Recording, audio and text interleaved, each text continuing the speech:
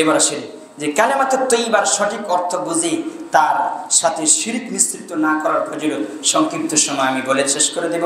রাসূল সাল্লাল্লাহু আলাইহি ওয়াসাল্লাম বলেছেন, আল্লাহ তাআলা বলেছেন, আল্লাযিনা আমানু ওয়া লাম ইয়ালবিসু ঈমানাহুম বিযুলমিন উলাইকা লাহুমুল আমনু ওয়া হুম মুহতাদুন।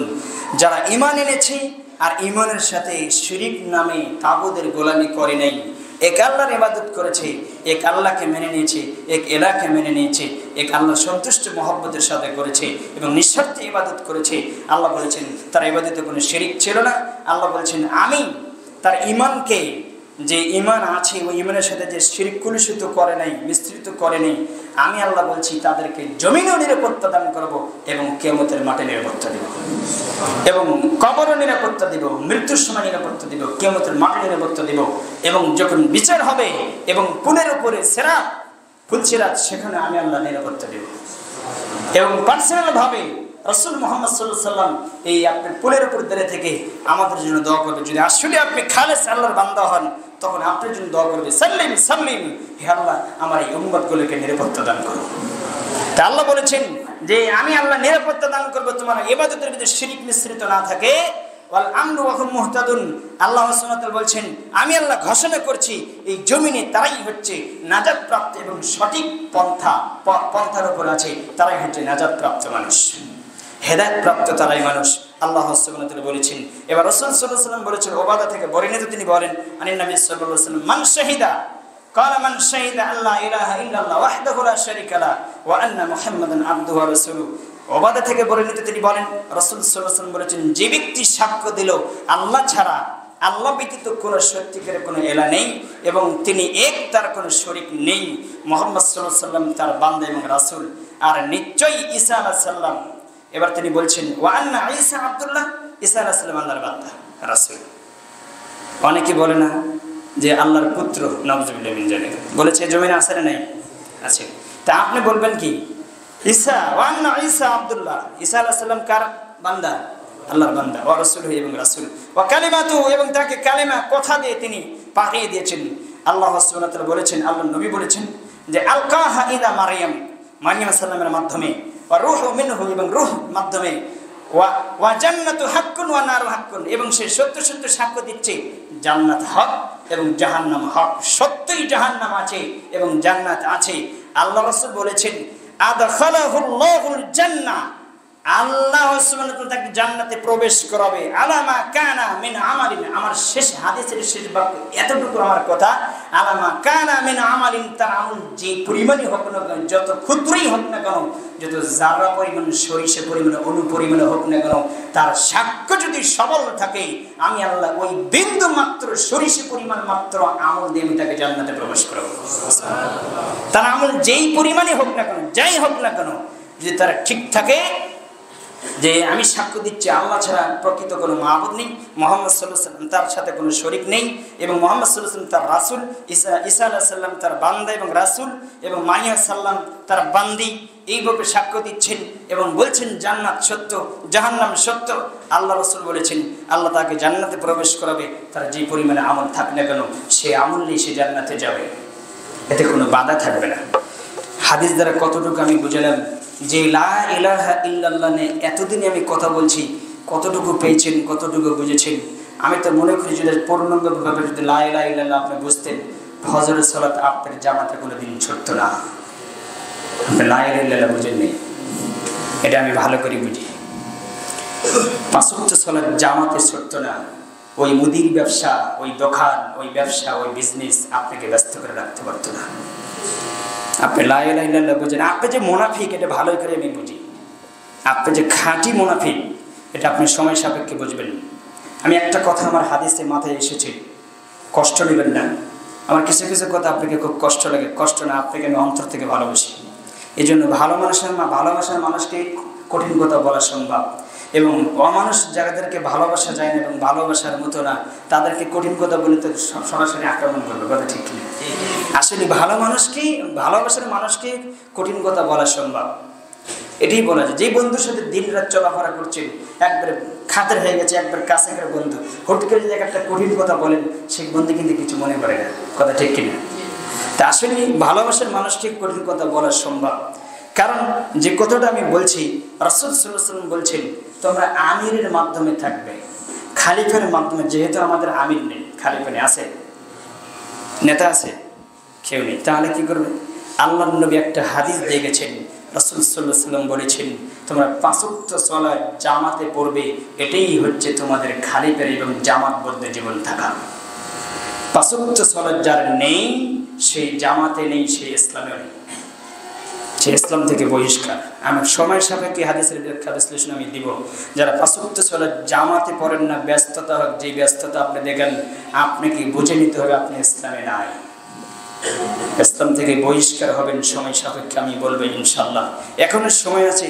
আপনি কি সেইখানে ফতোয়া দিয়েছেন আরব ভূখণ্ডের আপনার বিচক্ষণ আলেম, যেখান থেকে ফতোয়া পর সেখান থেকে যে ফতোয়া দিয়েছেন যে প্রাপ্ত বয়স্ক যার উপর সালাত ফরজ হয়েছে, সে থেকে শুরু করে আপনার বুড়া মানুষ আর চেংড়া মানুষ আর যুবক মানুষ, প্রাপ্ত বয়স্ক শুরু থেকে সুস্থ মানুষ যে সবল আছে সালাত পড়তে পারবে।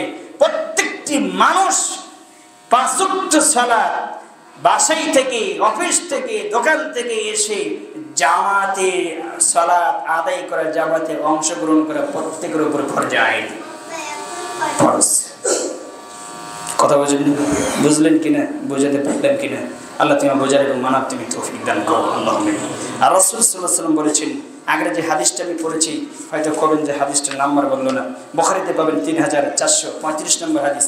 এখন যে একটা হাদিস আমি বলছি, বুখারীতে পাবেন 425 নম্বর হাদিস। রাসূল সাল্লাল্লাহু আলাইহি ওয়াসাল্লাম বলছেন, সহিহুল বুখারীতে পাবেন, ফা ইন্নাল্লাহ কাদ হাররামা, আল্লাহ সুবহানাহু ওয়া তাআলা নিশ্চয় আমি আল্লাহ হারাম করে দিয়েছি আলান নার, ওই ব্যক্তির উপর জাহান্নাম হারাম করে দিয়েছি। মান ক্বালা লা ইলাহা ইল্লাল্লাহ তুকিয়া ইয়াবতাগি বিযালিকা ওয়াজহু, মুখ চেহারা সর্ব শরীর সবকিছু আল্লাহর দিকে ধাবিত করে দিয়ে মন থেকে, ইখলাস থেকে, হৃদয় থেকে, অন্তর থেকে পড়েছে লা ইলাহা ইল্লাল্লাহ, এর হক যথাযথভাবে আদায় করেছে, আমি আল্লাহ তার জন্য জাহান্নামকে চিরতরের জন্য হারাম করে দিলাম। সে যদি ঠিক থাকে, আমি আল্লাহর ওয়াদা ঠিক থাকবে, আমি আল্লাহ যা বলেছি তা আমি প্রমাণ করব, তা আমি বাস্তবায়ন করব। এবার আসেন, এই ক্ষেত্রে মুসা আলাইহিস সালাম বলেছিলেন, হাদিসটা আপনি পাবেন সহিহ ইবনে পাবেন 2324 নম্বর হাদিস, আপনি খুলে দেখবেন। আর আবু সাঈদ খুদরি থেকে বর্ণিত, তিনি বলেন, ক্বালা রাসূলুল্লাহ সাল্লাল্লাহু আলাইহি ওয়াসাল্লাম ক্বালা মুসা, মুসা আলাইহিস সালাম বললেন, আল্লাহর নবী হাদিস বর্ণনা করেছেন, মুসা আলাইহিস সালাম বললেন, ক্বালা মুসা আলাইহিস সালাম, মুসা আলাইহিস সালাম বললেন, ইয়া রাব্বি আল্লিমনি শাইআন, হে আল্লাহ, হে আমার রব, আপনি আমাকে এমন একটি জিনিস দেন, এমন একটি জিনিস দেন, এমন একটি বাক্য দেন, আযকুরুকা বিহি ওয়া আদউকা বিহি, যে বাক্য দ্বারা আমি আপনাকে স্মরণ করব, আমি আপনার জিকির করব। তা আল্লাহ সুবহানাহু ওয়া তাআলা বলছেন, ফাকালা ইয়া মুসা, হে মুসা তুমি বলো, কুল লা ইলাহা ইল্লাল্লাহ। এটা কি আমাদের নবী শুধু কালেমা? আদম থেকে শুরু করে মুহাম্মদ সাল্লাল্লাহু আলাইহি ওয়াসাল্লাম যত নবী রাসূল সবার জন্য একই কালেমা ছিল। তখন বললেন, কুল লা ইলাহা ইল্লাল্লাহ। কে বললেন? আল্লাহ বললেন, হে মুসা তুমি বলো লা ইলাহা ইল্লাল্লাহ। তখন মুসা আলাইহিস সালাম বলছেন, ফাকালা ইয়া রাব্বি কুল্লু ইবাদিকা ইয়াকুলু হাযা ইন্নামা উরিদুকা শাইআন তাখুসুনি বিহি।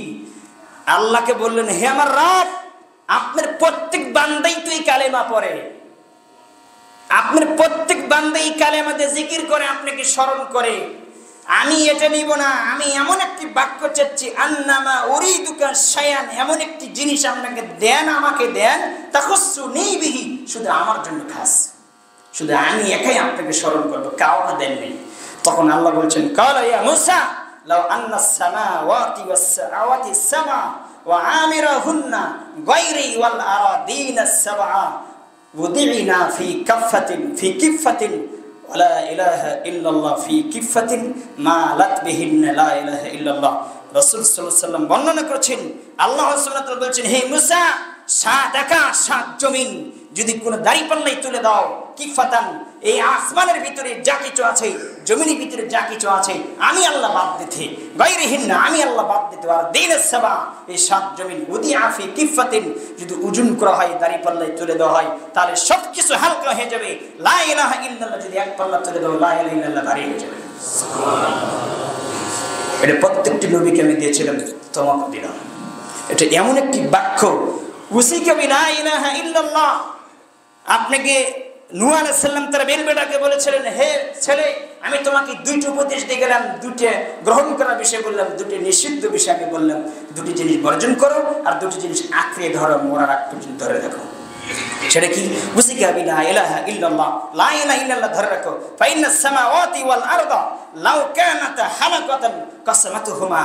আল্লাহ রাসূল সাল্লাল্লাহু আলাইহি ওয়াসাল্লাম বলছেন যে ফাইনাস সামাওয়াতি ওয়াল আরদা, আসমান জমিনের ভিতরে যা কিছু আছে, আসমান জমিন সব যদি তুমি হালাকাতান হালকা হয়ে যাবে, সব কিছু হালকা হয়ে যাবে, কাসামাতুহুমা ভেঙে চুরচির করে দিবে, কোনো কিছু টিকবে না। আসমান জমিনের ভিতরে যা কিছু আছে সব যদি তোমার বিপক্ষে যায়, আসমানও এবং জমিন তোমার বিপক্ষে যাও, ওয়ালাউ কানাতা ফি কাফফাতিন ওয়াজনাতুহুমা, এই আসমান জমিন এর ভিতরে যা কিছু সব যদি তোমার বিরুদ্ধে চলে যায়, লা ইলাহা ইল্লাল্লাহ যদি তোমার ঠিক থাকে, তাহলে সব কিছুকে তোমার ভেঙে চৌচির করে দে, লা ইলাহা ইল্লাল্লাহ তোমাকে জান্নাতে নিয়ে যাবে। আপনাকে কি বুঝাতে পারলেন কিনা? 2 নম্বর বললেন নিষিদ্ধ জিনিস আমি নিষেধ করে গেলাম। হে আমার ছেলে, তুমি শুনে রাখো, এক আনহাকা আনিশ শিরকি ওয়াল কিবরি, দুটি জিনিস আল্লাহর পছন্দ নয়, দুটি জিনিসের সাথে আল্লাহর চিরজীবনের জন্য শত্রু, দুটি জিনিসের সাথে আল্লাহ কোনোদিন আপোষ হবে না। এক আনিশ শিরকি, আল্লাহর সাথে শিরিক করো না, ওয়াল কিবরি, তুমি জীবনে কখনো তোমার অন্তরে অহংকার করো না। অহংকার আর শিরিক দুটো জিনিসের সাথে আল্লাহর কোনো সম্পর্ক নেই। এই দুটো জিনিস থেকে বেঁচে থাকো কে বললেন? বড় নবী নূহ আলাইহিস সালাম তার ছেলেকে বললেন। অথচ শিরিকও আছে, অহংকার তো গাদাগাদি হয়ে আছে, লুমে লুমে অহংকার ঢোকে আছে। হে আমরা চিন্তা করে জান্নাতে যাবে। কথা বুঝলি? অহংকার কার চাদর? আল্লাহর চাদর। আল্লাহ তুমি বোঝার মতন এবং মানার মতন তুমি তৌফিক দান করো। লা তুশরিকু বিল্লাহি শাইআন ওয়া ইন কুতিলতা হুররিকতা। রাসূল সাল্লাল্লাহু আলাইহি ওয়াসাল্লাম বললেন যে তোমাকে যদি হত্যা করা হয়, তোমাকে যদি আগুনে পুড়ে মারা হয়, তবুও তুমি শিরিক করো না। কি করো না? শিরিক করো না। তোমাকে হত্যা করা হলে তুমি শিরিক করবে না, তোমাকে আগুনে পুড়ে মারা হলে তুমি শিরিক করবে না, কারণ শিরিককে আল্লাহ বরদাস্ত করে না। অথচ আপনি শিরিক নিয়ে ব্যস্ত, দিন রাত আপনি ব্যস্ত, শিরিকের উপরে হাবুডুবু করেছেন, আপনার কিছু যায় আসে না, আপনি পরোয়া করেন না। কথার মাধ্যমে, চলার মাধ্যমে, পোশাকের মাধ্যমে কত দিক দিয়ে আপনি শিরিক করছেন। এখনই জায়গায় যে ভাইগুলো সাতগাতে এসেছেন এখানে চলাতে, এখানে শ্বশুরবাড়ি গেলে ভালো কাপড় গায়ে দেবেন, এখানে এসেছেন আল্লাহরের সেজদা দেওয়ার জন্য, একটা টুঙ্গে একটা সাতগাতে এসেছেন, তা আপনি আল্লাহকে কতটুকু ভালোবাসেন আমরা বলে বুঝি। এটা পোশাকের ক্ষেত্রে শিরিক করছেন। শ্বশুরকে দেখবেন, মানুষের সামনে যাবেন, কি পোশাক পরে যে মানুষ কি বলবে, এটা শিরিক। আর আল্লাহর সামনে দাঁড়াবেন, চাকচিক্য সৌন্দর্য শুধু কার জন্য প্রকাশ করবেন? আল্লাহর জন্য করবেন। আর অনেকে আমাকে দেখি খালি মাথায় সলাৎ পড়েন, খালি মাথায় সলাৎ পড়ে, খালি মাথায় ইবাদত করে পত্তলিকেরা, অগ্নি পূজকরা। খালি মাথায় থাকা এবং খালি মাথায় সলাত আদায় করা রাসূল সাল্লাল্লাহু আলাইহি ওয়াসাল্লামের চূড়ান্ত নিষেধ। এবং হাদিসের ভিতরে এসেছে যে খালি মাথায় ইবাদত করে ওই ইহুদি খ্রিস্টানদের সাথে কাল কিয়ামতের দিনে থাকবে এবং অগ্নি পূজকদের সাথে থাকবে।